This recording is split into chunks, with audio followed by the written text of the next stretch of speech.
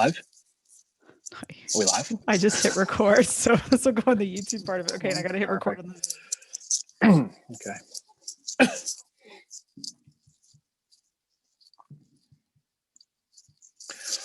Welcome to episode 33 of the Civil War Breakfast Club podcast, and joined as always by my co-host Mary, who throws her Easter eggs at cars and doesn't put them in baskets. I am merely Darren. Hi, Mary. It's the Easter season. Gotta be festive. Gotta be festive and call it like it is. So how are you? I'm good. How are you? Oh, I'm just nothing but soft serving sunshine over here, Mary.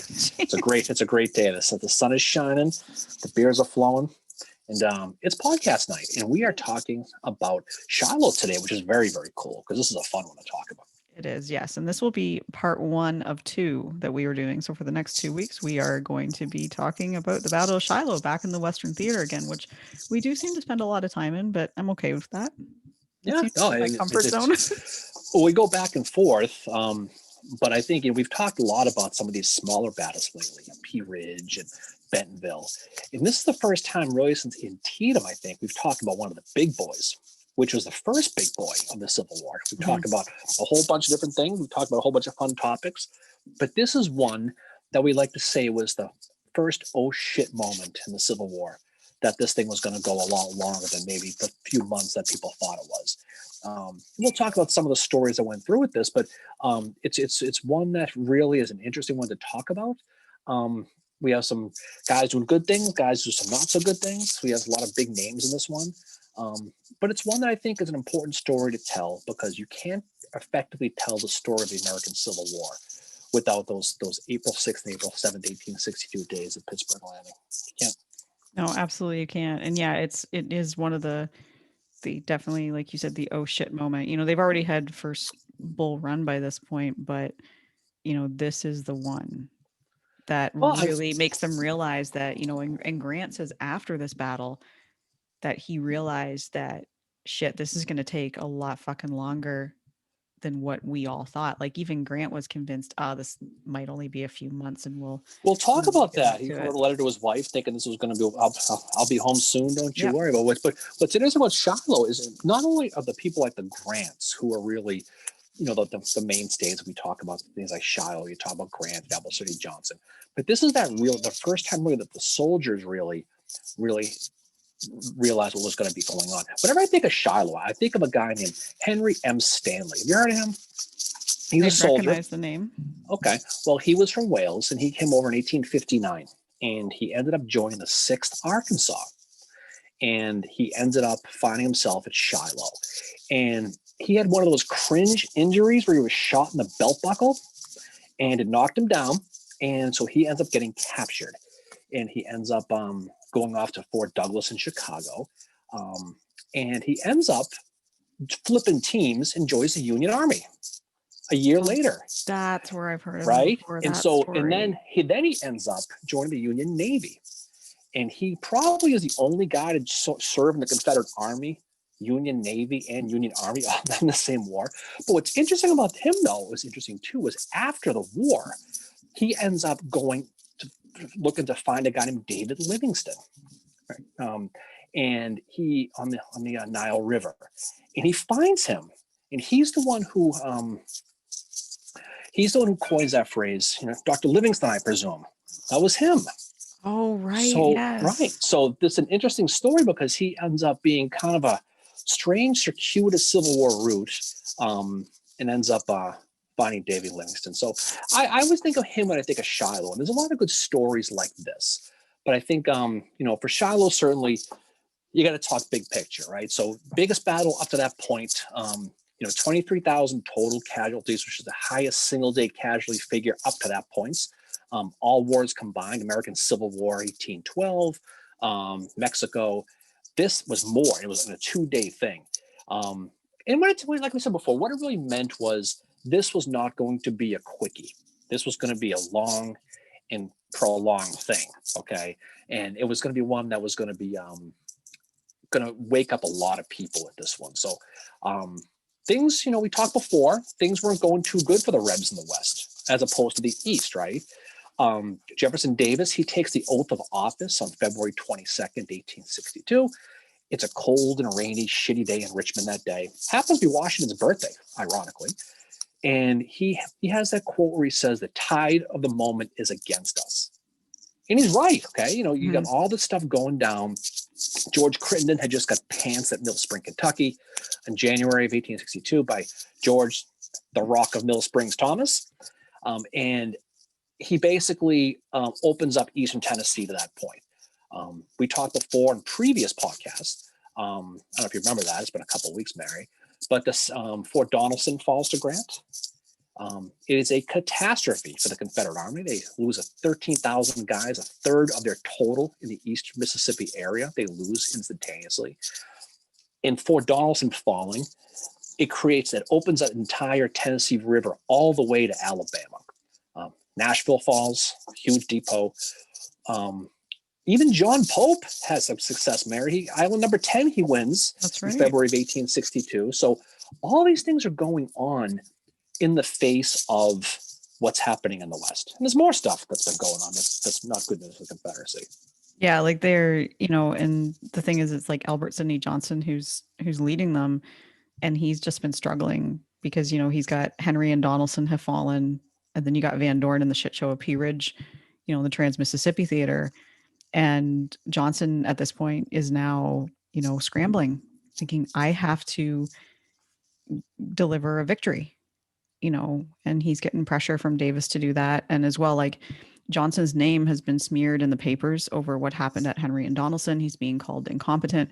And Jeff Davis says of him, like, you know, if we don't have Johnson as a general, we have nobody. So it's serious shit that is happening with the Confederates. So you can't imagine and that's one thing to note about going into Shiloh that I don't think doesn't get talked a lot about is the pressure that Albert Sidney Johnston must have been feeling, because he takes, and we'll talk probably more about this in the second episode, he takes a lot of criticism. And I mean, he's gonna, you know, spoiler alert, he doesn't make it.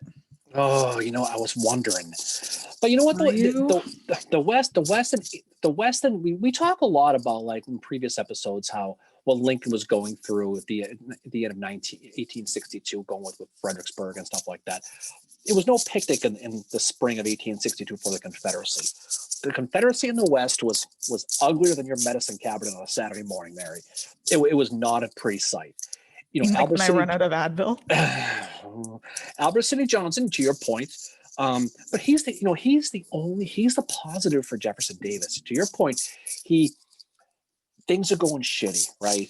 He's that dog in the meme with the fire. It's fine because he's got Albert Sidney Johnston, his boy, still there. You know, Albert Sidney Johnston, real quick, Kentucky, former classmate of Jeff Davis at Transylvania University, 1826 class at West Point. He had a real powerful personality. He was one of those infectious personalities, one of those guys that, you know, you like to follow. He was a very popular guy. You know, obviously Jefferson Davis loved him. He was a veteran of the Black Hawk War in 1832, as well as Mexico. Enunciate, very important. Black Hawk War? But he fought under Zachary Taylor. You may have heard of him in Mexico. He was also part of the Utah expedition, 1857, where he had to have spent time with Winfield Scott Hancock, Mary, because they were out there at the same time too. He ends up, you know, obviously resigning his commission of the U.S. Army to join the Confederacy after secession. So Davis, he sees what's going on. He needs to reorganize that army. He has all this bad news coming out of the West. But he's got Johnson, but he needs to stem that tide the best way he can. So he starts moving people onto the dance floor, as you like to say. He does. And one of them is Pierre Gustave Touton Beauregard. Easy for you to say. Yeah, I kind of stumbled that one a little bit. And just edit that one out later, Mary. But I've only had half a beer. He moves a lot of guys. He's going to order 5,000 troops from Daniel Ruggles. He's going to bring them north. He's going to get 10,000 troops under the Braxton Bragg. You may have heard of him too. Department of Alabama in Western Florida. And they're going to come to Albert Sidney Johnston's aid. Johnson has got that 300-mile front, right, that runs from the Mississippi River east all the way to the Alleghenies. He doesn't Which have a is lot a of troops. crazy area. It's I can't long. imagine managing that, like 300 miles. I mean, he only takes a 30,000 whatever guy. He doesn't have a lot of people, but he's the commander of the Western Military Department. Sounds very, very cool. But, Gustav Toutant, PGT Borg. See, I can't say it now. See what you did? So How much? Beauregard. Wait. How much have you had tonight? I had one. Oh, bullshit. Okay, anyway. Since you've been sitting, we didn't even oops. talk about what we were drinking. Oh, we didn't. I was going to say, well, I'm drinking Jess IPA from Amherst Brewery. I'm drinking out of my Unconditional Surrender U.S. Grant mug. Okay. And I am drinking Misfit Mango Passion Fruit IPA from Hop City Brewing Company. And I chose that tonight because we've often said that the Western Theater is a little bit like the Island of Misfit Toys. And Very I'm nice. drinking it out of my William Tecumseh Sherman mug. So that little break was brought to you by, I don't know. Okay. Beer. Very well done. Okay. Well, thank you. So Beauregard, he's going to basically come over to help him. Now, Beauregard is another popular guy. He's like you say, he's a rock star, right? If there's a celebrity general at that point, it's Beauregard, right? Mm-hmm. The hero of Manassas and Fort Sumter. But he doesn't want to go. He doesn't want to be there. So he gets sent unwittingly, or unwilling rather. He wants to go back to Virginia. He wants no part of this Western fiasco. He's been fighting that bronchitis all year. He's been sick of all of 62. And he's just had throat surgery as well, so he's recovering from that. So he ain't feeling too good. He's going to take command initially of Leonidas Polk's Corps, and he's going to basically hook up with William Hardee in what's left of that Crittenden's broken army from Mill Springs, that mess. They're going to all get together. On the Union side, Henry and Donaldson fall, and the feds are ready to go up the Tennessee River, and they're going to basically open the door and invade all the way to Alabama, right into Mississippi. So things are going good in the north, right? And, Beauregard and Johnson, they know they've got to slow Grant. They just know they have to. So they're going to concentrate their forces. So they need to, send out the bat signal and bring everybody in. And what they're going to do is they need to defend a railroad called the Memphis and Charleston Railroad, which is critical because it's the only railroad that links the Mississippi River to the Atlantic seaboard. It's the big railroad. They're going to congregate in a place called Corinth, Mississippi. Small little town, not much going on in Northeast Mississippi. But it's a strategic railroad junction of the Memphis-Charleston Railroad where it crosses the Mobile, and Ohio Railroad. It's right there. It's a big stopping ground. And they're going to basically bring everyone together. They're going to bring about 45,000 guys are going to converge on Corinth. Probably the biggest crowd that I ever saw, I would guess, in Corinth, Mississippi. Corinth is just like a small little town. It's very small population and all that. So now it's suddenly a focal point in the Civil War. And they're going to reorganize the army into the Army of Mississippi under Albert Sidney Johnston. Yeah, they're going to mix it up a little bit. They're going to just I was going to say into 4 corps. First corps is going to be Leonidas Polk.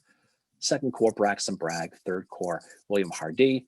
And the fourth corps, the John Breckinridge, who's going to be a reserve. Breckinridge is replacing Crittenden because Crittenden was caught being drunk on duty. Yeah, so he'll be guessing the podcast someday then. But the thing about it is they have all these guys, but they're coming from all over the place. And the army is a mess, the Confederate Army. Some guys have no uniforms. Some guys have different uniforms. They may have been Porky Pig in it. We don't know. But they are all different levels. Braxton Bragg, he says, this is not an army. This is more of a mob, he says. Or Bragg says it. That's something, right? Yeah. The other issue they have is the weapons are bad.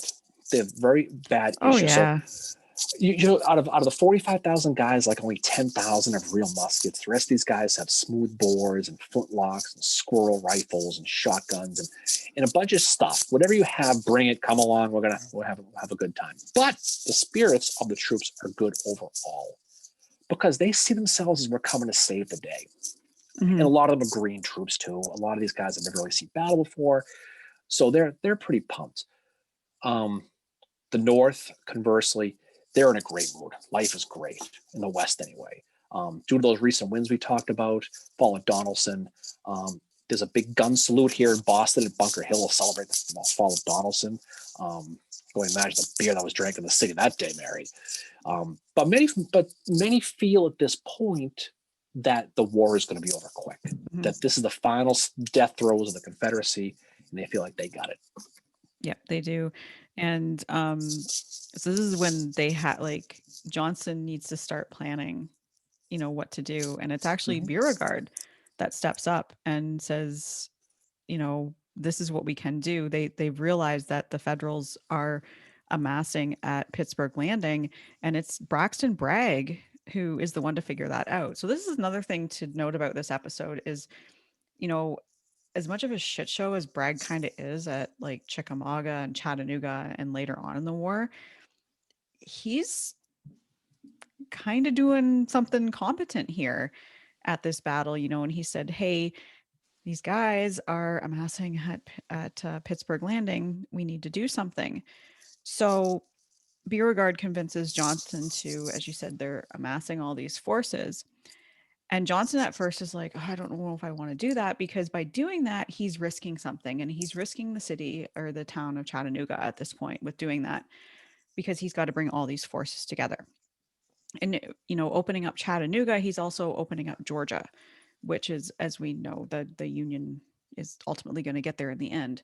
But what Johnson doesn't have is he doesn't have the troops that were captured at between Fort Henry and Donelson, which I think was around 13,000. So he's down that many. And he also doesn't have Van Dorn's troops because of what happened at Pea Ridge. And that was a big one because he was there. He was the reinforcements coming to join Johnston. Exactly. So he's a little bit hesitant at first to go with him, with what Beauregard is saying. They end up with similar numbers for the most part, not that different when you look at actual fighting guys. But when you realize you could have had probably 25,000 more guys, it ends up being a big deal. You mentioned before the Union's converging. So what they're trying to do is they're also trying to convert, bring everybody together. Halleck, who sees himself as the man here, he's going to take Grant around ever since Henry and Donelson. He's taken all the credit for Donelson. Okay, he wants to merge all the Western armies into one, naturally under his command. Yeah. He sees himself as marching them the last, I think, 20 miles to Pittsburgh Landing or whatever. And we talk about all those political aspirations. So March 11th, they make him the commander of the Western armies, Henry Halleck. Okay, so he wants, say what you will about Halleck, there's not a lot of good things about Halleck, but he's going to be aggressive. He's going to order Don Carlos Buell, the Army of the Ohio, to meet up with Charles F. Smith. And they're going to meet at a place called Savannah, Tennessee. We don't know if they're coming from the rear or not, but that's where they're going. They're going to Savannah, okay? So Don Carlos Buell is having issues because he's slow. So he gets delayed. For whatever reason, he's going to leave Nashville, and he's going to go to Savannah, Tennessee, which is about 100 miles. That's not that far. But instead of taking the boat, he goes over land. And it's supposed to be a 9-day trip. It takes 22 friggin' days because they get stuck in bad weather, bad roads, all kinds of stuff. Meanwhile, they finally, they're going to get there. The whole plan was to meet at this area. They're going to cut the rebel communications, but that was going to be their staging ground. Grant's going to want to concentrate there, get all 6 divisions near Savannah. He wants them there by the end of March, which he ultimately does. He sets up most of his army on a bank west of the Tennessee River to what you said a bit ago called Pittsburgh Landing. And that's going to be kind of their staging ground for what they want to do. Grant on the 17th of March, which I think is St. Patty's Day, right? He's going to make his headquarters at a place called Cherry House, which is across the Tennessee River on a bluff overlooking the river. Pittsburgh Landing, great place to be, Mary. It's got plenty of place to camp. It's open. It's protected. It's flanked by 3 creeks, the Snake Creek, the Owl Creek, and the very popular Lick Creek. And it's going to give you protection from 3 different flanks. The terrain is mostly wilderness. There's a lot of deep ravines. It's easy to defend. It's probably clowns. There's all kinds of things to keep the Confederates away. So it's a great place to set up an army. It is. It's also a shitty place to fight a battle too, when you think about it. But they're not going to, Johnston and Grant aren't going to get together beforehand and be like, hey, how about we not fight here? meet at the bar beforehand. Like, this is I don't shitty think start. old Winnie would have said it's very good ground. Very, very good ground. I don't Hey, think he wasn't would have that said that. Howard? No, and the movie Gettysburg was Winfield Scott No. Hamilton. Just trying to Oh, get there's your points. okay. There's your how. Okay, all right. Anyway, and then mention of Howard brought to you by Obsession for Mary. So Pittsburgh Landing is about 2 miles northwest of a small little Methodist church called Shiloh Meeting House, which in Hebrew stands for, everybody knows, stands for place of peace, Mhm. which is ironic, right? Grant's going to set up his force on a plateau, and he's going to make a huge mistake with the place we're going to talk about. He's going to set up this little force near Shiloh Meeting House, but what he's going to do, he's going to position his guys based on when they get there instead of their experience. And we mentioned before how a lot of these Rebs don't have experience. A lot of these Union guys have no experience. They've never fired their weapons in anger. So he's going to basically place the 5th Division under a guy named William Tecumseh Sherman on the right-hand side, and Benjamin Prentiss is going to be on the left, the 6th Corps. The 5th and 6th Division are going to be along a place called the Hamburg-Purdy Road near the church, just like saying the name, Hamburg-Purdy Road. But they're going to have a lot of green, fresh troops that have never seen battle on the front line. The tested divisions, guys like McLaurin, his 1st, Hurlbut's his 4th, and William H.L. Wallace his 2nd, they're going to be in the rear because those are the ones who arrived later. And they haven't got Buell yet. They don't have Lew Wallace yet. They're going to be coming later. But when this whole thing starts, you got about 48,000 guys. The Army's cocky. They think this is we said before, they think this is a joke. Oh, they do. But this thing was going to be over soon. They got rebel deserters coming through the lines saying the Confederates were a mess. And so that they go, okay, we're going to wrap these guys up pretty quickly. Grant writes to his wife, I want to whip these rebels one more time in a big fight. So he's thinking, I want to spike the ball. Yeah. Right? Sherman's kind of thinking that way too in his memoirs. Now, keep in mind, he's writing this in his memoirs, and we all know what happens we'll talk about what happens to Sherman at Shiloh on day one. He says, from about the 1st of April, we were conscious that the rebel cavalry in our front was getting bolder and more saucy. I just wanted to say that because it had the word saucy in it. I'm not being saucy, but you know what though? The problem I think too is Grant. They don't really know where the rebels are either. No, they don't. You have a combination of cocky and ignorance, okay, which is never a good idea. Okay, no. So he writes basically, I have scarcely the faintest idea of an attack being made upon us, but we'll be prepared should an attack take place. This is the day before the battle. So the day before, ultimately, which should have been the second day of the battle, we'll talk about that in a second, he's not sure where they are even. Go back a couple of days on the Confederate side, Beauregard, he knows that Buell's coming, and he knows that Lew Wallace is coming. He got some intel by Benjamin Cheatham that Lew Wallace is basically on the move. He's about 25 miles away, so he knows he's coming.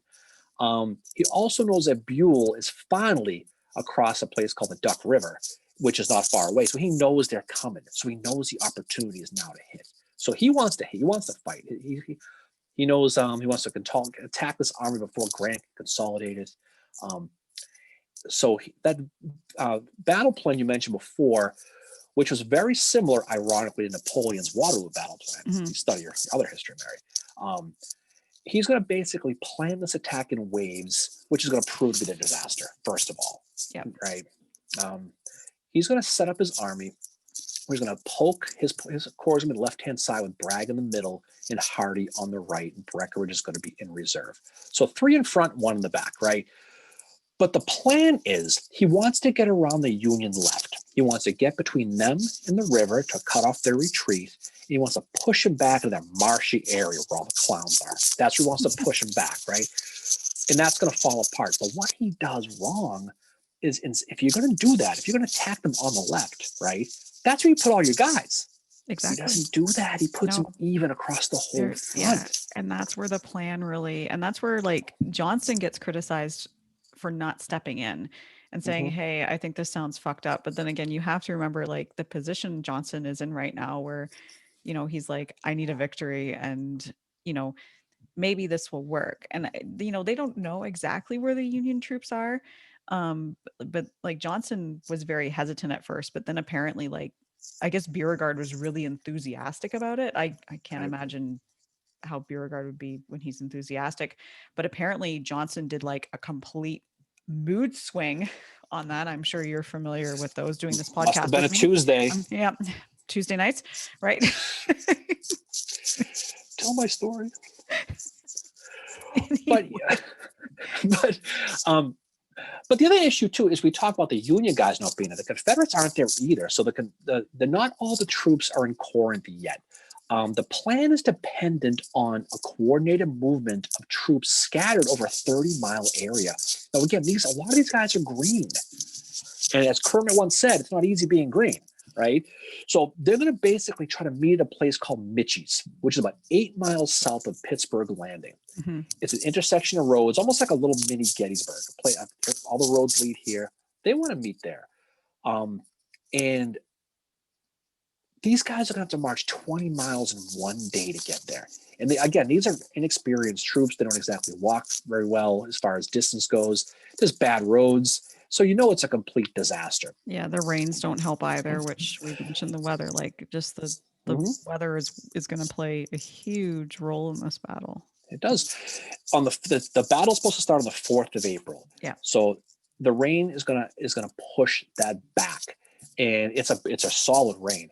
It's gonna push Hardee and Bragg 12 hours behind schedule. They don't even start to leave until mid-afternoon on the 4th. So the day they're supposed to be there, they're stuck in the mud, right? Yep. Albert Sidney Johnston, he reschedules the start of the attack until the morning of the 5th now. It's still raining. By noon, Bragg is still not there. Hardee is, in his defense, but and who's leading Hardee's troops? Oh, I don't know. Would it be Claiborne? Yep, Claiborne's leading the way. I know, but Albert Sidney Johnston sees Hardee. He doesn't see Bragg, and you know what he is? He's pissed now because this whole thing is based on timing. You don't have a lot of it.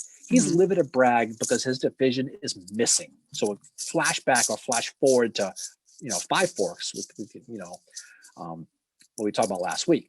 So Sidney Johnston he goes looking for Bragg and he finds him about 4 miles back. And they're blocked on a road. I don't know if it was the Suez Canal where they were stuck, but they were stuck on a road and they couldn't move. There's a big traffic jam that's being caused by Polk's wagons and his artillery. So they can't get through it. And they don't even start moving until 4 p.m. that day.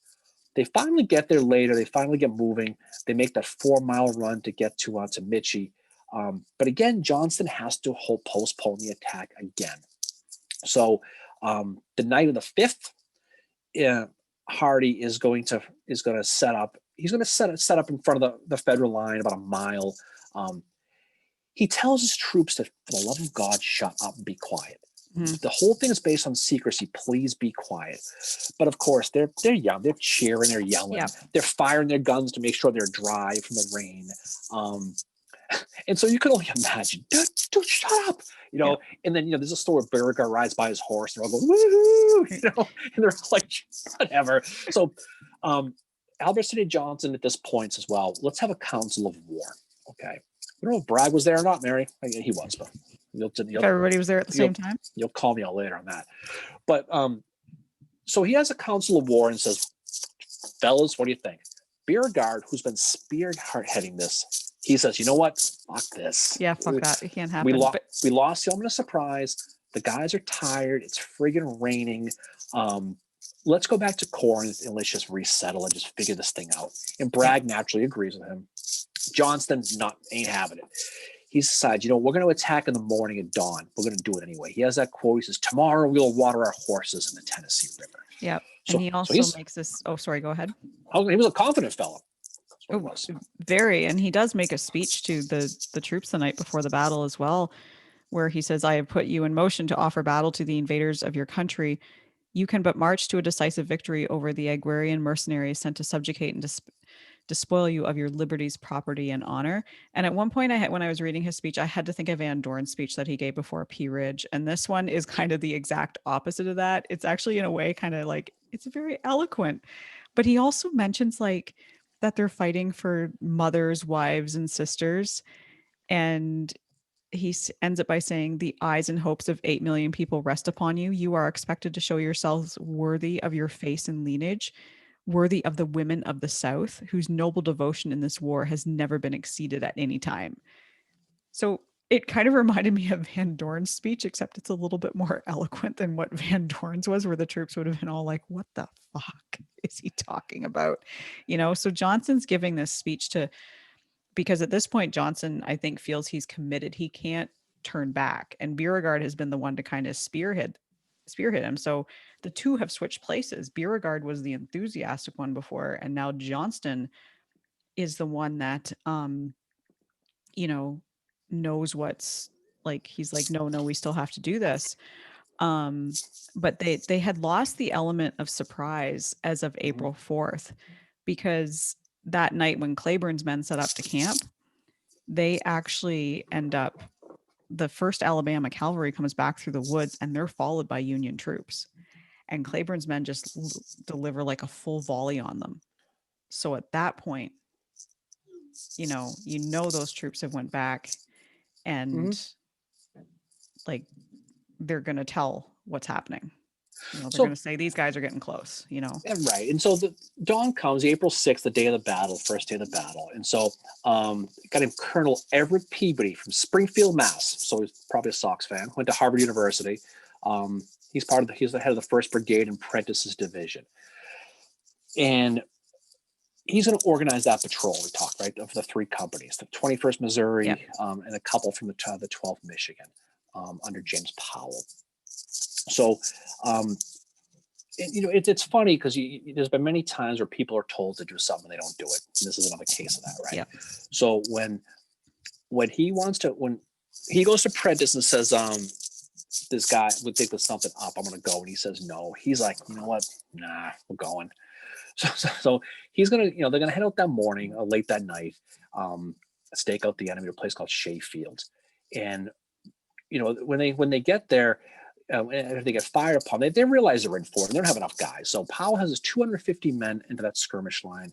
They've ran to Fraley's Fields, and waiting in the woods, a 3rd Brigade commander under Hardy named Sterling A.M. Wood. Now, I can tell you that many a guy in the morning wakes up in the morning staring at a Sterling A.M. Wood. Okay, in this case, exactly is what's going to happen with Powell. And so at 5 o'clock in the morning, he's going to get fired upon by the 3rd Mississippi Battalion, Aaron Hardcastle, under Wood, and they're going to get hit by that tree line. And this is really where the whole thing begins. This is where the whole thing goes off the track.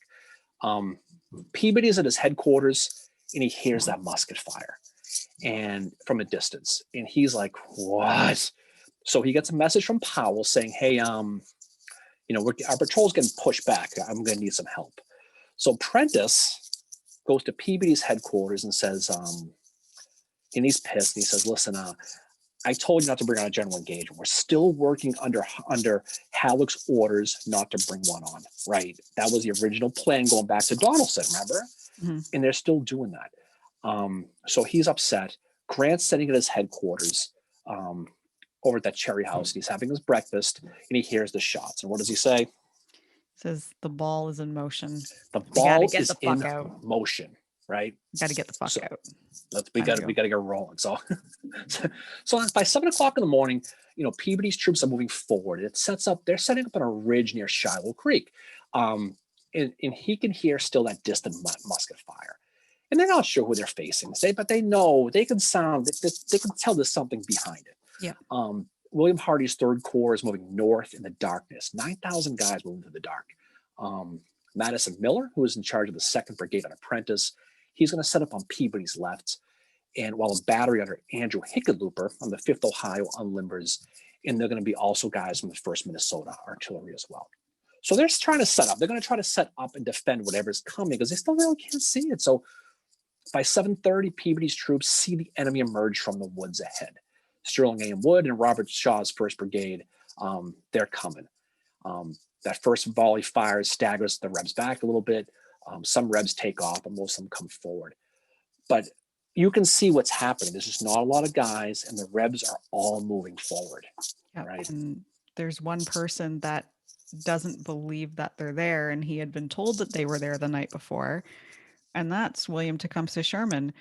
The Yep. night before, April 5th, he gets visited by Jesse Appler of the 53rd Ohio.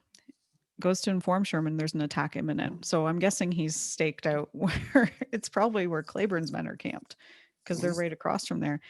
And Sherman just says to him, "Take your damned regiment back to Ohio. There are no Confederates closer than Corinth." And if you read in his memoirs, Sherman says that they had not fortified their camps against an attack because there were no orders to do so, and because such a course would have made our men timid. Again, Sherman's writing this years after, and there's a lot of controversy surrounding, were they caught off guard? And I think this comment that Sherman makes to Appler shows that, yeah, I think Sherman thought they were back as far as Corinth. And so when he gets up in the morning to go out and ride his lines, he is in for probably the surprise of his life when he goes out there. He does. He gets up and he sees those troops in the distance. He sees the rebel troops in the distance there, and he turns his attention to his right, and he sees the advancing rebel skirmish line. He has that quote, "My God, we're being attacked." Yep. At this point, he's shot in the hand, one of 4 injuries he's going to sustain at Shiloh. He's going to ride back down and bring up the rest of his division. So Yeah. he His sets aide up de that. camp Holiday gets killed. Yep, he sets up that Um, skirmish line, the fifth highway we talked about, to hold the ground. And who, lo and behold, is advancing towards him? That guy you mentioned under Cardi a little while ago, Claiborne. This is Patrick. actually just side note, and we'll probably talk more about this in the second episode. This is where this rivalry, and I think it's more on Sherman's end, begins between him and Claiborne. I think Claiborne was in Sherman's head as much as Forrest was in Sherman's head, and it's because of what happens at Shiloh, because Sherman is like, fuck, I am caught completely off guard. And yeah, it's Claiborne's men that are advancing towards him. He's definitely his kryptonite. I mean, there's no question about it. Claiborne's going to advance. I mean, they're going to be coming through a swamp, and there's that story where he gets thrown off the He horse gets into his thrown off his mud, horse, and he's which all is pissed because now he's covered in mud. He's a pretty boy. He doesn't want to be dirty, and that whole thing. suck. But they're going to move towards that 53rd Ohio skirmish line in Ray Field, 23rd Tennessee, and 6th Mississippi. There's that story where they kind of get lost and go up. They end up getting separated from their brigade, and they get pounded by the 53rd Ohio and the rest of that 3rd Brigade under Jesse Hildebrand. And so they get posted north of the 53rd Ohio is where they were, but they end up really taking them out hard. The Rebs are really hit hard by artillery. The 6th Mississippi continues to assault 2 times, actually, the line of the 53rd Ohio with that 23rd Tennessee. They take off, and that 6th Mississippi loses 300 guys out of 425. 70% they lose. Yep. So that's a big loss. 53rd Ohio gets pushed back. Colonel Appler, he yells, exactly what you want to hear from your boss: save yourself. And so, and they're, at that point, they're doing okay. But he says, everyone's saving. Well, they are, because Claiborne's artillery Right, is unable to right. move through the swamp. So Claiborne is doing this without his artillery. His artillery is basically like, I'm sorry, fuck that. We can't do this. And he doesn't see them again for the rest of the fucking day. Who knows where the fuck they went? So they bail. They end up going behind Julius Ray's 3rd Brigade under McClernand, those Illinois guys. And they end up moving. Ray's guys end up moving forward to support Sherman's division at some point. There's that quote, that guy in the 21st Missouri says, "We were dumbfounded by seeing the enemy's force of Confederates moving forward towards us."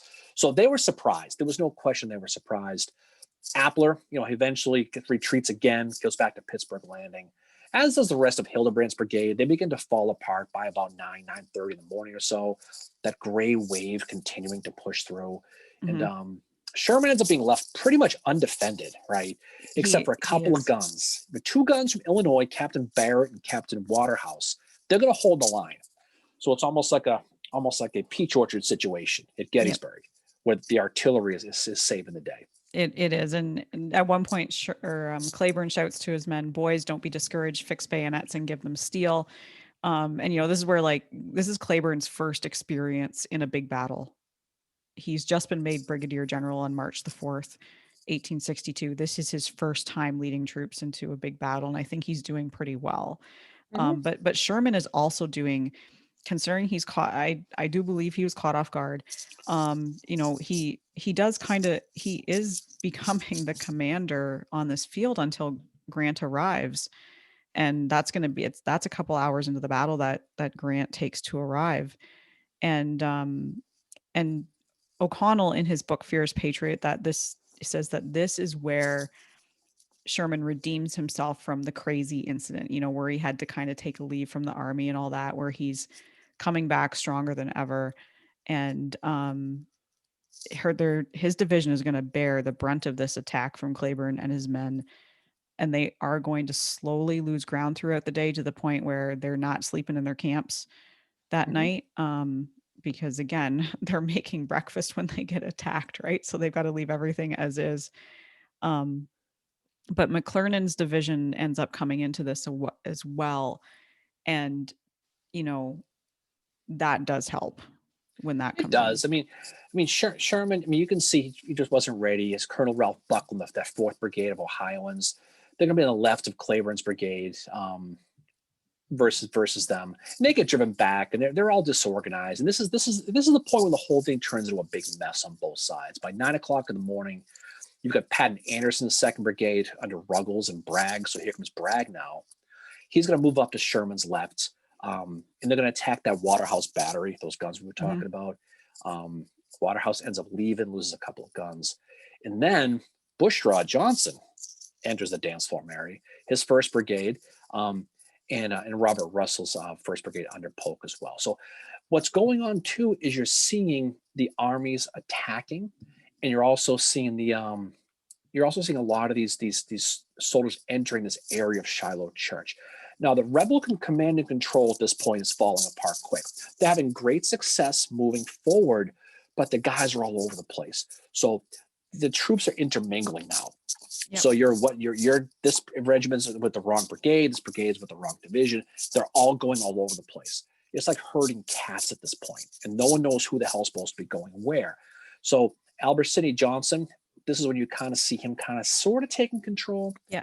He's going to grab those 5 brigades, and he's going to push, move on Peabody's vacated camp. So now they're starting to go through where they were. He ends up turning Sherman's left flank and breaks up the rest of those guns by Hildenbrand and forces him to bail. He orders John McDowell's brigade and Ralph Buckland's brigade on the right to basically ride to Owl Creek and set up with McClernand's first division. So you're in the beginning now of the defensive line, right?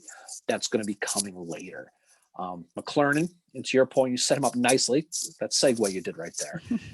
He's going to set up on that Hamburg-Purdy Road, about a quarter of a mile from where Sherman's camp was. So by 10 o'clock in the morning on the 6th, things are looking good for the Rebs, but you know what's going on? They're running out of gas. Yep. They're running out of steam. Because they've been on the go since early morning. Since early dawn, right? Many had at this point they're happy. They're going through these abandoned camps and they're stopping. They're starting to lip from the camps. They're plundering. They're drinking coffee. They're stealing clothes. They're just plundering the camp. It's almost they like end up taking Sherman's bedroll. He mentions that so in the letters after this battle. He even tells his children, I don't even have a bedroll to sleep on anymore. He's such a fucking diva about it, like somebody else I know. Oh, okay, yeah, that's fine. He stole his bedroll. He stole his iPhone charger. He left in the tent. All the stuff, all the good stuff that he had was gone. But then Johnston comes riding through, and this is Apprentice's camp, and he basically says, "Boys, stop it!"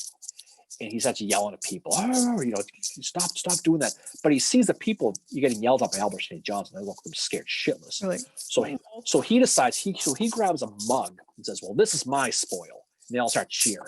It lightens them all up. Doesn't he carry it around with him for the rest of the day? Not that he has that many hours left to live, but then he's like randomly waving this tin cup around. Should have put it behind his right knee. That's what he probably should have. But he does it to lighten up his guys because again he's a very personable, effervescent type of leader is what he is. Yeah. And so the troops like him. But the Rebs at this point, they're taking high casualty numbers because everything they're doing is frontal. They've been fighting Sherman, been fighting Prentice. Those attrition numbers are showing. Cleburne and Bushrod Johnson's brigades are all busted up at this point because those frontal assaults they keep doing. So by noontime, Breckinridge, his division, that reserve division we talked about, they have to be called up already. Mhm. So by noontime, you already have the reserves in. John K. Jackson's brigade, the Withers brigade, Withers division joins on one of Bragg's guys. They're on that Union left because don't forget, that's the game plan. They need to hit the Union left, and they're going to turn their left, and they're going to push them in. Stephen Hurlbut's there. He's going to spend most of the time there, and in a place called Bell Farm. And the Rebs are going to attempt to basically sweep around that Union left. That's the original plan. There's a U.S. colonel by the name of David Stewart. He's a lawyer from Chicago. He's in Sherman's division. He's guarding that Hamburg Road on the Lick Creek that we mentioned before. He's on that extreme left. So he's kind of like the David Ireland for the Gettysburg peeps, right? Of this battle. And on the far left of Grant's army, he's posted in the peach orchard out there. And Hurlbut's division and Stewart's right is just a few hundred yards away. But that's pretty much where the end is. Stewart's going to get hit straight on by Chalmers and John Jackson's troops. And some of Stewart's regiments end up taking off. Matter of fact, Stewart loses them, doesn't know where the hell they went. They just took off and he can't find them. He's going to fall back and he's going to set up his defense 400 yards back. And he's only going to have like 1,200 total guys because he only has 2 of his 3 regiments because one of them's gone.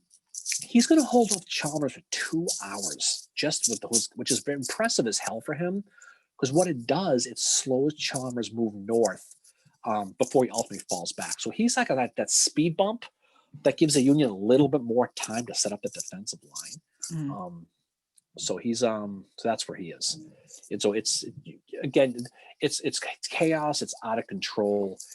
The Rebs are doing well, but they're running out of steam a little bit. Yeah, this battle is a true clusterfuck. I mean, if you think Chickamauga's that way, this one is even more so, especially I think because they are green troops. But meanwhile, all this is going on is you have Grant making his way there, and he makes a little stop at a place called Crump's Landing. And who does he see there but General Lew Wallace? And this is where he tells Wallace, he needs to move. And this is around 11:30 in the morning. And he's going to be supporting Sherman's 5th Division. So apparently there's a few different stories about this because we all know there's a little bit of controversy regarding Lew Wallace. So apparently the orders were not written down and were just something verbal. That's one story. The other one is that they were lost. And that's because they were given to Wallace's adjutant, a guy named Frederick Neffler, who places them in his sword belt. And they just disappear. So it's kind of like not clear what is going on with that there. One thing that Wallace does do, though, is he does note in his autobiography that the Union was completely taken by surprise at this battle, which maybe is why Grant is not a big fan of him to some extent. No. And so Wallace's order is, so Wallace argued that the orders were very vague and that he was, like, Grant is saying that I told Wallace to go to Pittsburgh Landing by way of the River Road. And Wallace said, like, I wasn't told to go there and I wasn't told which road, but still Wallace is going to take the Shunpike Road, and an orderly from Grant comes to find him, wondering where the fuck he is. And Wallace is informed of the Union troop positions, which by this time Sherman's no longer at Shiloh Church. But if Wallace had kept going the way he was, he would have found himself in the rear of the advancing Confederates. So he's got a counter march all the way, all the way around. So this is why he gets slowed up. And there's a lot of controversy surrounding poor Wallace with this. But that's what Grant does, is he makes this stop before he gets to where the battle's happening. He's got to stop and talk to Lew Wallace. He went to the wrong Pittsburgh, what the problem was. Apparently. That's what it was. So just set the scene where, so we're approaching lunchtime here on April 6th, 1862 at Shiloh, okay? You got the Union retreating back. The Confederates are moving forward, but they're in a complete mess. The Rebs are starting to get stalled now because of the terrain, and the Feds are doing their thing to push them back. Communication is all screwed up, right? So Johnston is going to have to basically realize, okay, I've got a mutt of an army. They're all mixed up. No one knows who's reporting to who. So he's going to take that battlefield. He's going to do something very different. He's going to take the field and divide it into 4 zones. So he's going to have the left under Hardy, the left center under Polk. Bragg is going to control the right center, and Breckenridge is going to be on the far right. So if that's where you are, that's where you report to. We're going to go zones now. The little zone defense are we playing. Beauregard and Johnson are going to stay back in the headquarters, and they're going to direct what they're going to do. On the Union right, the opposite side of the target of the Confederates this entire battle, the Reb left is actually out going around them. So they end up capturing 17 cannons and over on McClernand's camp. The Union line is going to fall back 1,500 yards to a place called Jones Field.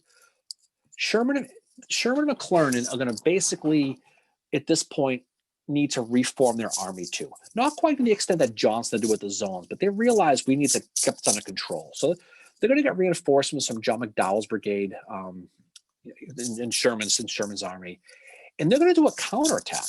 They're going to advance forward. So the countercharge the Rebs with 2 Iowa regiments, the 11th and the 13th Iowa, towards a place called Wolf Field. Now, initially it's going to work. They're going to push the Rebs all the way back to the Hamburg-Purdy Road. So it shows Sherman being aggressive now. So, which is going to have a couple of different things. It's going to help morale for a quick minute, and it's going to put the bug in Beauregard's head that maybe we're not in the best situation we thought we were going to be. So he sees this as a threat now. So he calls up a guy named Robert Trabue. His brigade is a bunch of Kentucky guys on a Breckinridge. He's the only brigade left that hasn't been used yet. He's the last guy in the bullpen, and they're going to bring him up. They want to slow that Union advance.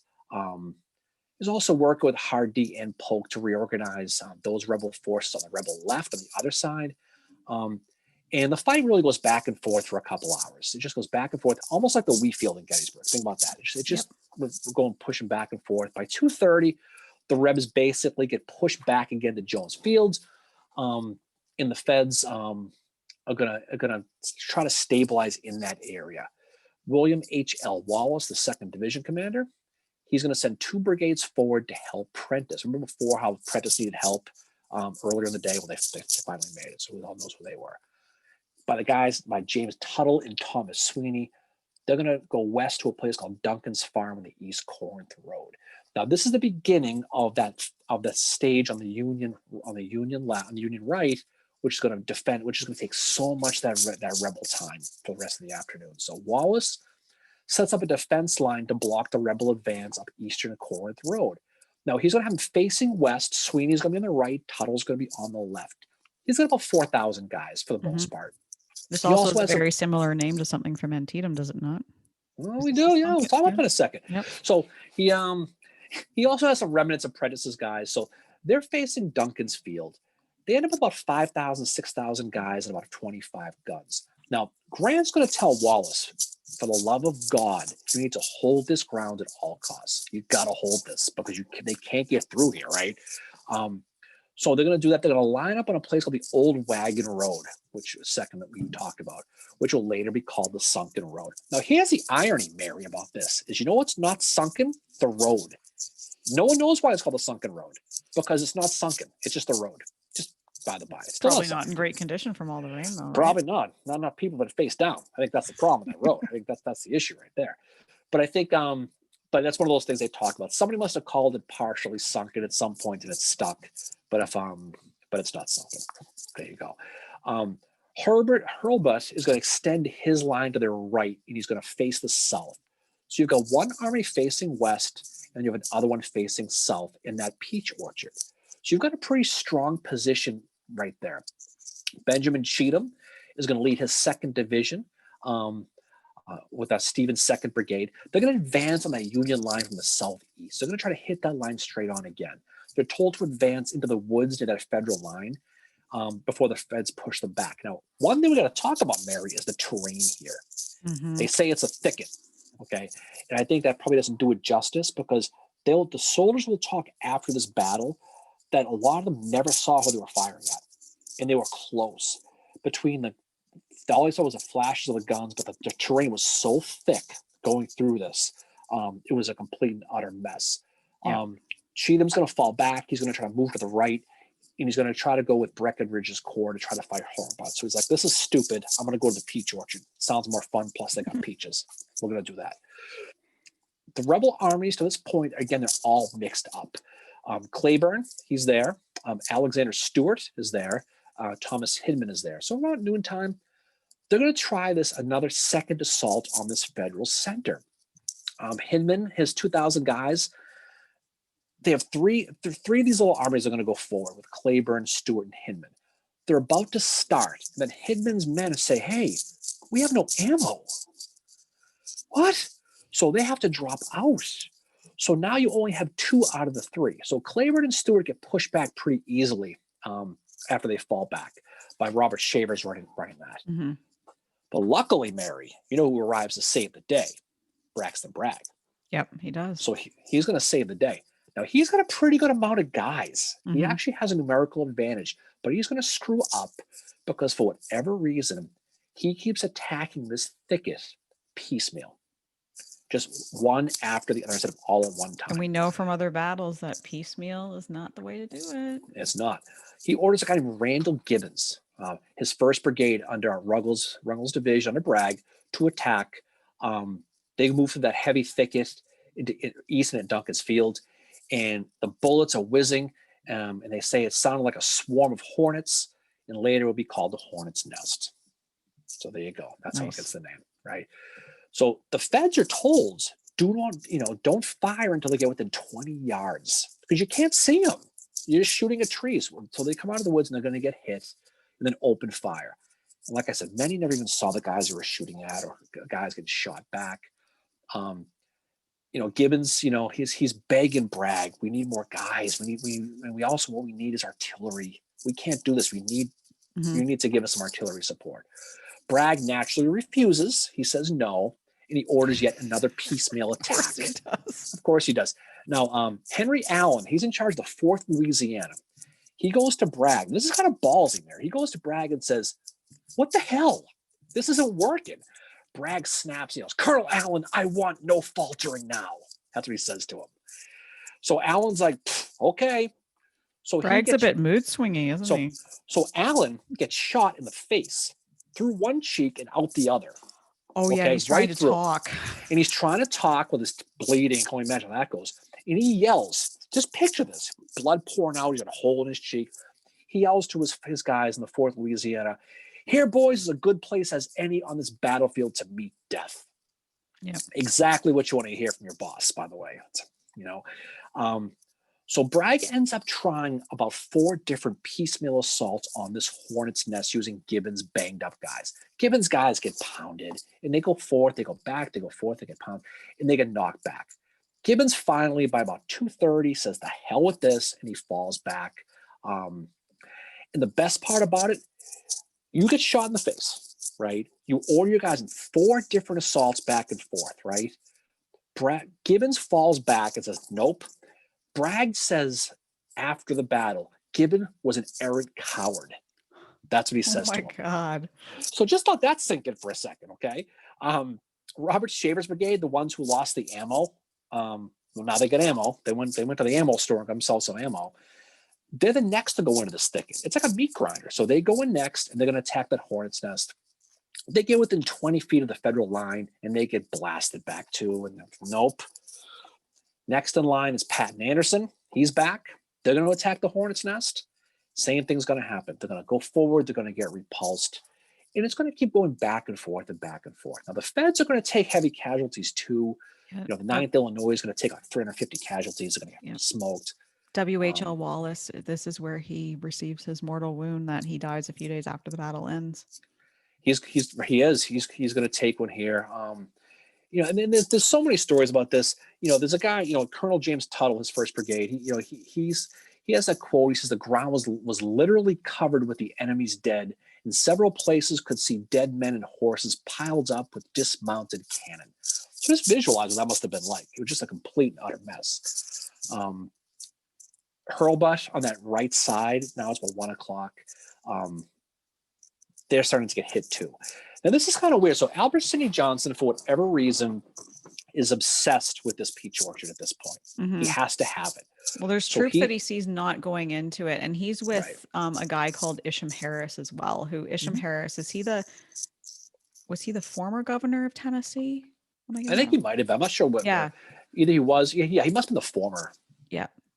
You know, He's from got like an something, extra Billy but situation. he's with a guy called Isham Harris. Cool name, by the way.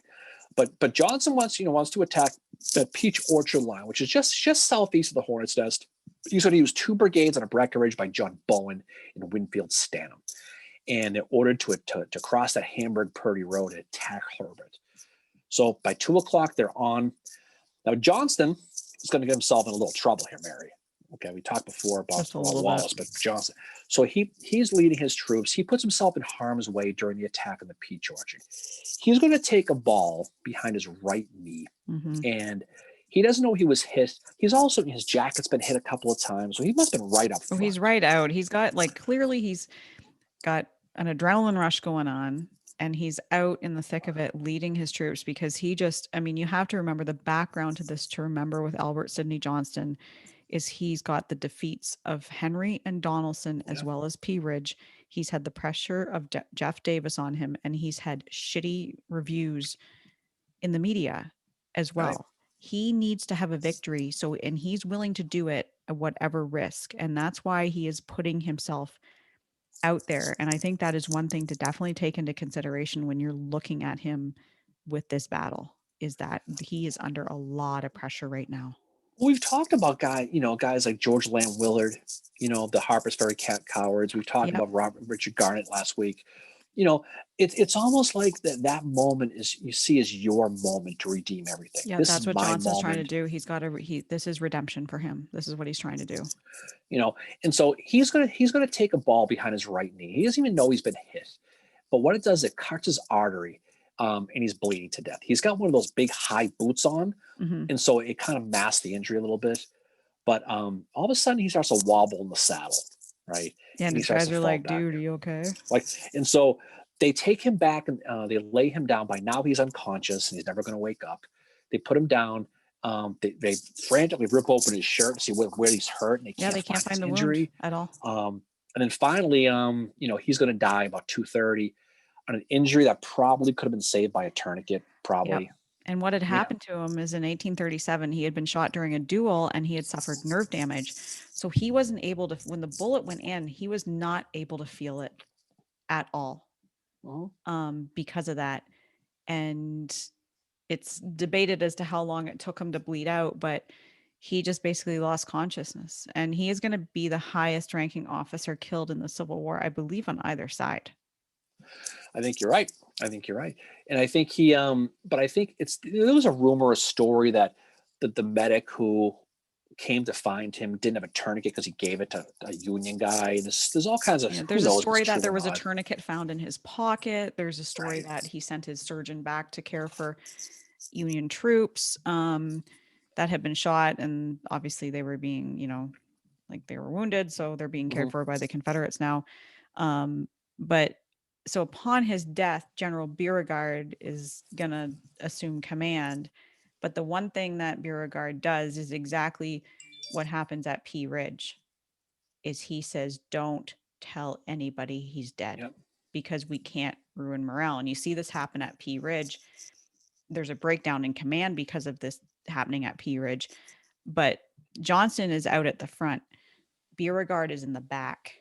So he really doesn't have an idea of as much as what's going on, but he's been told to be back here by Johnston to direct, when they need to throw in Breckinridge's reserves, to direct troops where to go. But Beauregard is not going to go to the front. And he finds out probably about a half hour after the death. He must have been like, "Are you shitting me?" He must have had that moment. No, it's not happening. And so, the Rebs at this point too, they're running out of ammo, and that whole thing falls apart. While this is going on the Union side, Sherman and McClernand are still falling back, and they're setting up a defensive line to protect a place called Snake Creek Bridge, because that's the place where Lew Wallace, his 3rd Division, is going to be coming. So they want to make sure that because God knows where the hell he's been, but they want to make sure that he can show the area he's going to come, that he can make it, because who knows where he'll end up. So they protect that. 4:00 comes. and the Rebs are still dealing with this hornet's nest. They're still dealing with it. Hmm. Daniel Ruggles, he's in the first division under Bragg. He sees what's going on with this, and he's like, you know what, the hell with this.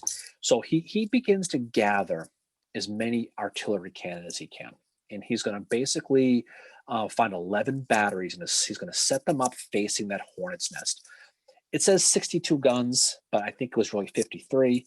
But regardless, for about 45 minutes to an hour, they unleash this artillery right on the hornet's nest. At that point of history, it's the largest artillery attack ever on American soil. Hmm. Eventually, obviously, Pickett's charge will take that eventually over. But this Ruggles battery is going to drive off a lot of the artillery from the hornet's nest. At the same time, the Union left on the other side is going to start falling back too. And it's going to recklessly expose Prentiss's left flank on that hornet's nest, because as he's falling back, now their flanks are going to be exposed. So Prentiss's left flank is going to be exposed. He's got to refuse his left flank's line. William H.C. Wallace, to your point, his troops, they ordered troops to basically do the same on the right side, and there are people leaving there too. So now they find themselves basically by themselves. So Wallace's line is going to get turned. Wallace and Prentiss are going to be left standing going, what the hell, where'd everybody go? They're going to say, let's get the hell out of here. So they're going to order a full withdrawal. By then, the Rebs have surrounded them. They're not going anywhere. Yep. Some troops do escape in chaos. Some never get the orders to retreat. They're just, okay. That hornet's nest is completely collapsed. And this is when Wallace takes his injury. He's going to be shot in the head, left for dead in the field. He doesn't die right away. He's just going to lay there, which Prentiss is going to get captured at a place called Hell's Hollow, which is not far from there. And basically, the Rebs are going to bag like 2,500 guys. They're going to go crazy, start cheering and yelling. And Prentiss has that great quote. He gets caught, and he hears the Rebs all cheering. And he yells at them, "Yell, boys, you have the right to shout, for you have on this day, you have captured the bravest brigade in the U.S. Army." Which I always got a kick out of that. So he's showing bravado, even though he's been caught. And I mean, really, they are the bravest brigade. Yeah, I mean, because what they've done at this hornet's nest, like all this horrific fighting that has gone on, and even though they've kind of lost at the end of the day, it is going to be what has bought time for Grant and enabled him to establish that defensive line near Pittsburgh Landing. Like this has been, they're kind of like, you think about it, I think it's kind of like Tilden, the sacrificial lambs, I guess. Yeah. Like that. Well, I think to a point, I mean, Tilden was just that one regiment, but these were a lot more than that. But again, it's a situation where a lot of the guys didn't know the retreat had been given to. Some of the Union guys didn't want to get their guns caught to be used against them, so they smashed their muskets against trees. There's that story where the rebel cavalry caught that 12th Iowa flag. It was dragging through the mud, laughing in front of them. So you can see, the emotions coming out. And for the most part, but the thing about it, though, which was ironic about this, was the battle plan was to attack and turn their Union left flank. Mm-hmm. Most of this took place in the Union center to the right. In this hornet's nest, okay, and this is where you have to give credit to Wallace and Prentiss. They occupied these Rebs for most of the afternoon in this hornet's nest. So for every minute they were attacking this hornet's nest, they were going away from their game plan. Yep. And the other thing that's happening too is there's not really much else going on because of the Confederates that are back in the Union camp kind of fucking around. And that's where Claiborne, Hardy tells him, go back there and get those men and bring them here. So Claiborne does that. And he's basically like, if you're looting, can you not? Because he's not their commander. They're like, they kind of half-heartedly, okay, we'll stop. Well, after a while, Claiborne is just like, he can't form them into a battle line. They're basically done. And Claiborne's like, fuck it. And he goes back to the hornet's nest. Wasn't happy. But what a big part of this hornet's nest is important, though, Mary, is while this is all going on and they're occupying, right, it's allowing the Union to set up a defensive place in the back. It's getting dark now. So Beauregard is starting to think this is, it's getting dark. It's almost time for bed. Let's shut this thing down. And so he's going to call off the attack as darkness falls. And so while the Union is falling back to Pittsburgh Landing, setting up their defenses, okay, Beauregard is happy as shit because he's Mhm. realizing in his mind, he's in charge of an army that just beat Grant, that stemmed the tide, that saved the West. So he's happier than you at the liquor store on a Friday afternoon. And so he's thinking, okay, you know what? It's nighttime or it's almost done. I'm going to finish these guys off tomorrow. We got them. They're done. So the rain starts to fall again. It's always raining at these Mhm. things, and the battlefield's soaked. And there's those stories where lightning is flashing and they're seeing the bodies out there. It's kind of a shitty situation, and for a lot of these guys, this is the first time they've seen this. Um, the Union isn't going to sit back and do nothing though. They're going to have a couple of gunboats, the Lexington and the Tyler, Yep. are going to spend the night bombarding the Rebel lines all night, and they're not going to do much damage, but it's just going to be a morale buster. That they're still out there. Um, and Beauregard's completely thrilled. So he grabs his pen. He's going to write a letter to old Jeff Davis. He's going to say, we attacked the enemy in a strong position after a severe battle of 10 hours, gained a complete victory, driving the enemy from every position. So he's thinking he is psyched now. He's the man. But there's one guy who we haven't talked about who's not as happy with what's going on, and that's the cavalry guy, Nathan Bedford Forrest. Yeah. Because what he's going to do, he's going to take his troops, he's going to ride around the Union left. He's going to ride up to the Tennessee River, and he's going to see something that's going to make him shit a brick. And that is going to be the arrival of Don Carlos's Buell's army. He's going to see thousands upon thousands of guys, fresh troops getting off the boats, landing at Pittsburgh Landing. He's also going to hear about Lew Wallace finally arriving that night as well. Yep. So while this is all going on, the Rebs are thrilled they got a big victory, but little do they know that by the next morning, there's going to be about 25,000 more fresh troops ready for them. And so, as that night goes on, you know, um, Grant's going to plan to counterattack the next morning because he knows these guys are coming now. Yep. And so, Grant's going to be sitting there in the rain with this cigar under that tree, right? Who's going to come up to him? William Tecumseh Sherman. What's he going And to say? Sherman wants to tell Grant they need to retreat, that they're done, because Sherman's built, he's taken the brunt of this attack. And as he's walking towards Grant, he realizes, for once, I need to keep my fucking mouth shut. And he does. So he walks up to Grant and all he says is, well, Grant, we've had the devil's own day of it, haven't we? And Grant responds, yep. Lick him tomorrow, though. Lick him tomorrow, though. So the next day will bring a lot of intrigue. We don't want to spoil the surprise because that's going to be our second part due of Shiloh. But things are going to turn around for the Union dramatically on the second day. So as we leave the battle here, looking again in a nutshell, it appears the Confederates have driven Grant back. He's defeated an army. They've gained a gigantic victory. Perhaps they've closed the Tennessee again. Perhaps they can push him all the way back to Nashville, all the way back to Cairo, and reestablish that army of the West again with all his troops. And we'll see what happens. We'll see how it. I'm kind of curious how it turns out. Me too. And that night, so where the Union had been camped, where Sherman had been camped the night before, rebel troops are now sleeping in their tents. And Beauregard is said to have spent the night in Sherman's tent, which I'm sure pissed Sherman off. But Patrick Cleburne is spending the night in an officer's tent as well. And he hears the Federal gunboats firing. He knows there's wounded out there. And he says that, some of the shells landed among him and his men, but there were some that landed amongst the wounded, both wounded Confederate and Union soldiers. And he says of this incident, history records few instances of more reckless inhumanity than this. It was ugly. Again, and that's something that doesn't get talked a lot about with Shiloh. With Shiloh, you hear a lot, like there's the moment with, lick 'em tomorrow though and all that, but there's not this kind of this side of it where what's happening at night with these shells being fired and all that. And that story really stuck with me when I read it, when I was researching that. He's, they're able to hear, if he's hearing it, so is everybody else.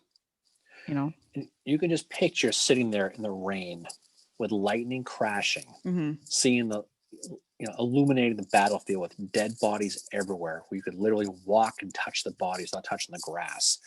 The sounds of the wounded. And again, no one had ever seen this in American history before. Like we said at the beginning, there was more casualties in the Battle of Shiloh than all previous U.S. wars combined. So this was that moment when, especially for the North, when old Uncle Blingy and Grant went to bed on the night of the 6th. The Devil's Day is a great way to describe it. It is. And if Grant really felt he was going to lick him tomorrow, though, that's great confidence. Yep.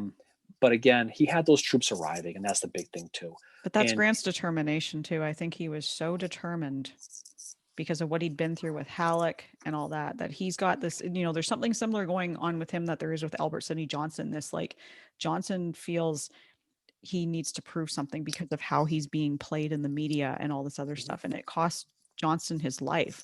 I think Grant is in the same boat where he's been accused of drinking again, by Halleck and all that. And he's got to prove himself. Yeah, and this whole war is all about proving yourself and regaining honor. And we see it over and over and over again on both sides. And it's the human side to it, right? It's not just troops on a field that are fighting a war. There's emotions, there's egos, there's everything else involved in this. There's a human side to it. You've got a guy sitting in a tent who's hearing the shells and he's saying, this is, inhumane. This is horrible that this is happening. And somewhere Henry Morton Stanley was reeling from a shot to his belt buckle. Yep. And it took him time to get over it. So as we leave day 1 and prepare for day 2, we got some stuff coming up. Yep. Now, by the time this thing drops, we will finally have our book club. Yes. Which is mercifully going to happen tomorrow. Here. It feels like it's been forever. But we're going to finally do it tomorrow. We'll do our live on Saturday. We'll get to talk about Shiloh. We'll probably talk about the book club too. But as we come back to this next week, the second part of Shiloh, we're going to talk certainly about how the Union responds. We're going to talk about the aftermath. We're going to talk about the long-term deaths of guys like Wallace, but also long-term deaths certainly of Albert Sidney Johnson, and what that's going to do to the Union, especially with the Halleck-Grant dynamic that's going to happen after Shiloh, and how it's going to set up the rest of the battles in the West. That's going to lead to things like Vicksburg and Atlanta. And so, like they said, all these battles lead one into the other, and you got to know one to know the next one. And Shiloh is certainly a big one. And Shiloh is one that is one of those words like Antietam or Gettysburg that's drilled into the American psyche. When you hear it, it just brings a feeling of just death and destruction. This is one battle that's like Antietam for me. When I hear Shiloh, it's a little bit more, it's like, that's where a lot of these guys,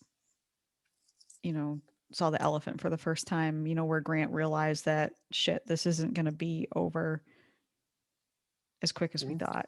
There's a one quote where a soldier says, "Of all my nightmares I ever had, I was never as scared as I was at Shiloh." Yep. So off we go to part 2. Yep. So part 2 next week. So thank you everybody for listening, and we hope you have an awesome Saturday. And as always, if you're listening to this before 10 o'clock on a Saturday, hope you can join us for our Facebook Live. Those are always a great time. We usually just get on there. We try and stay on topic, but this is Civil War Breakfast Club. You know how it goes. It is. Whatever pops in our head. So Mary, again, the pleasure. All yours. We've said many times. But we look forward to our book club tomorrow, our live on Saturday, and the second half of the Battle of Shiloh, which is going to be a lot of fun talking about that. So any final words from you? Thanks for being the awesome co-host you are. And to our listeners for all your support through these, what is it, 33 episodes now? 33, a number of Larry Bird. Look at me doing math. I'm learning. Easy. It's the same number twice. Everybody can do that. But Bucker. Don't get cocky.